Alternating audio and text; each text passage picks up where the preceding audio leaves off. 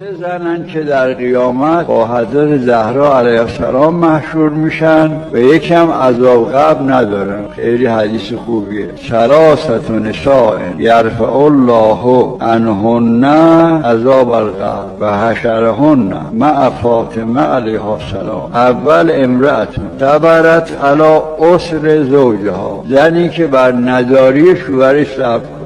از زنها اینقدر خوبن شوهرش نداره حاجیک نمیزن. دوم امرأتون صبرت علی سوء خلق زوجها، زنی که بر بد اخلاقی شوهرش صبر. حدیث داره من حسن بره به اهل بیت زاد الله فی عمره، کسی که با اهل بیتش خوبی میکنه، خوش اخلاقی میکنه، عمر طولانی میکنه. سوم بگیم و بس. امرأتون وهبت صداقها، زنی که مهرشو ببخشه. حدیث داره کسی که مهرش کمه خوبه. اختلاف هم غالبا تو اینایی میشه که مهرشون زیاده. اینا که مهرشون کمه اختلاف کمتر. من تجربه کردم. کارو غالبا مهر رو برای چه زیاد میکنن بگی؟ برای اینکه دستشون به یه جایی بند باشه که اگه اختلاف شد اتفاقا قصه برعکس میشه، دستشون به جایی بند. مهر رو زیاد میکنن، اختلاف میشه و مدت اینها در گرفتاری هستن.